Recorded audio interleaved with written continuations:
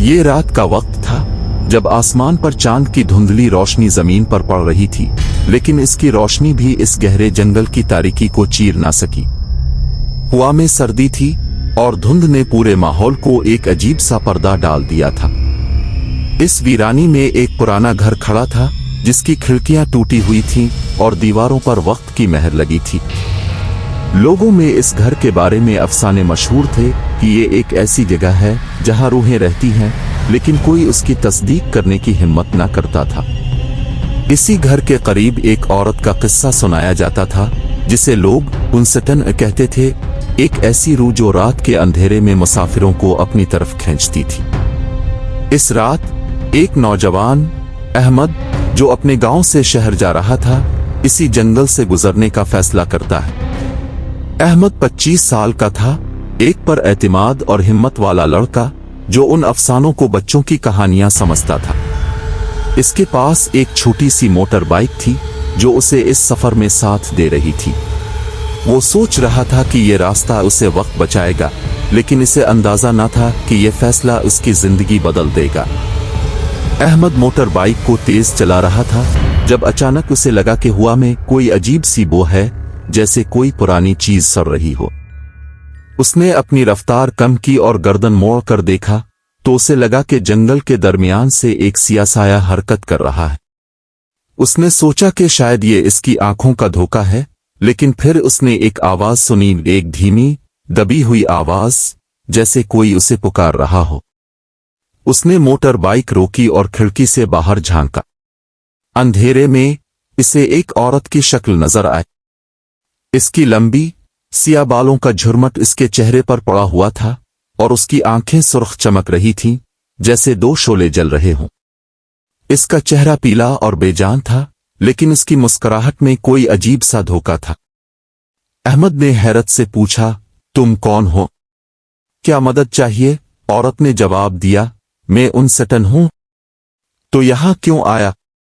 ये मेरी जगह है। इसकी आवाज में एक गहरा दर्द था, लेकिन इसके साथ ही एक खतरनाक धौंस भी थी। अहमद ने पीछे हटने की कोशिश की, लेकिन इसके पांव जमीन से जड़ गए। औरत आहिस्ता आहिस्ता उसकी तरफ बढ़ी और उसके करीब आते ही अहमद को लगा कि इसकी सांस रुक रही है। उसने अपनी आंखें बंद की और दुआ मांगनी शुरू की, लेकिन जब इसने आंखें खोलीं तो वो खुद को इस पुराने घर के अंदर पाया। इसका दिल धड़क रहा था और इसे समझ न आया कि वो वहां कैसे पहुंचा। घर के अंदर की फिजा सर्द और नमी वाली थी। दीवारों पर पुराने फ्रेमों में तस्वीर लगी थीं, लेकिन इनमें चेहरे धुंधले थे, जैसे वक्त ने उन्हें मिटा दिया हो। अहमद ने आगे बढ़ने की कोशिश की, लेकिन इसके कदम खुद ब खुद रुक गए। से लगा कि कोई इसे पीछे से घोर रहा है। अचानक उसने एक आवाज सुनी, तो क्यों आया? तो अब मेरा है। उसने पछड़े मोड़कर देखा तो उनसटन उसके सामने खड़ी थी। इसकी सुर्ख आंखें उसे घोर रही थीं।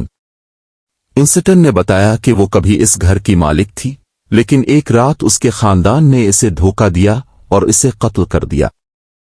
इसकी रूह इस घर में फंस गई और अब वो हर इस शख्स को अपनी तरफ खींचती है जो इस जगह से गुजरता है। अहमद ने इससे कहा, मैं जाना चाहता हूं, मुझे छोड़ दो। लेकिन उनसटन ने हंसी और उसकी हंसी घर की दीवारों में गूंजने लगी। तो अब मेरा गुलाम है, इसने कहा, और तो उसी तरह दूसरों को यहां लेकर आएगा। अहमद ने भागने की कोशिश की, लेकिन हर दरवाजा और खिड़की बंद थी। वो चीखता रहा, लेकिन उसकी आवाज बाहर ना पहुंची। अचानक इसे लगा कि इसके हाथ खुद ब खुद हरकत कर रहे हैं। इसकी आंखें बंद हुईं और जब वो होश में आया तो वो घर के बाहर खड़ा था, लेकिन अब उसकी आंखें भी सुर्ख हो चुकी थीं। इसका दिल अब इंसान का ना रहा था, वो उनसटन का हिस्सा बन चुका था। रात गहरी हो चली थी और जंगल में एक और मुसाफिर अली इसी रास्ते से गुजर रहा था। इसे भी वही अजीब सी बो महसूस हुई और उसने भी वही आवाज सुनी। जब इसने मोटर बाइक रोकी तो उसे अहमद नजर आया, लेकिन अब अहमद का चेहरा भी उनसटन जैसा हो चुका था। अली ने पीछे हटने की कोशिश की, लेकिन अहमद ने इसे पुकारा, यहां आ, मदद कर। अली के कदम खुद ब खुद उसकी तरफ बढ़े और वो भी इस घर के अंदर गायब हो गया। अब इस जंगल की कहानी और अजीब हो गई थी। लोग कहते थे कि रात के वक्त इस घर से सुर्ख आंखों की झलक नजर आती है और जो भी उसकी तरफ जाता है वो कभी वापस नहीं आता। इंसटन की रूह अब नई नई रूहें अपने साथ जोड़ती जा रही थी और उसका गुस्सा बढ़ता जा रहा था। अहमद और अली जैसे लोग अब उसके गुलाम बन चुके थे, जो रात के अंधेरे में नए मुसाफिरों को अपनी तरफ खींचते थे। गांव के लोग इस रास्ते से गुजरने से डरते थे और उन्होंने इस जगह को उनसटन का मस्कन का नाम दे दिया। कुछ बूढ़ों ने दुआ पढ़कर इस रूह को चैन दिलाने की कोशिश की, लेकिन उनका कोई असर न हुआ। लोगों का मानना था कि उनसटन की तकलीफ इस वक्त तक खत्म न होगी जब तक उसके कातिलों का इंसाफ न हो। लेकिन चूंकि वो कातिल बरसों पहले मर चुके थे, इसलिए इस कहानी का कोई अंजाम दिखाई न देता था। एक रात एक बहादुर शख्स, जावेद, ने फैसला किया कि वो इस राज को हल करेगा। उसने किताबों और बूढ़ों से मशवरा किया और इसे पता चला कि उनसटन की रूह को चैन दिलाने के लिए इसकी कब्र पर दुआ पढ़नी होगी। जावेद ने रात के वक्त इस घर की तलाश शुरू की और आखिरकार उसे एक छपी हुई कब्र मिली। उसने दुआ मांगी और उसी लम्हे एक तेज हुआ चली और सुर्ख आंखों की झलक गायब हो गई। लेकिन क्या वाकई उनसटन की रूह को चैन मिल गया? ये सब एक धोखा था। अगले दिन जावेद गायब था और उसके कपड़ों के टुकड़े इस घर के बाहर मिले। लोगों ने सोचा कि शायद उनसटन अब भी अपनी तकलीफ में है और उसका गुस्सा कभी ना खत्म हो। इसके बाद इस जंगल में जाने वाला कोई भी शख्स वापस ना आया और उनसटन की कहानी एक खौफनाक अफसाना बनकर रह गई, जो रातों को सुनाई जाती थी ताकि लोग इस जगह से दूर रहें।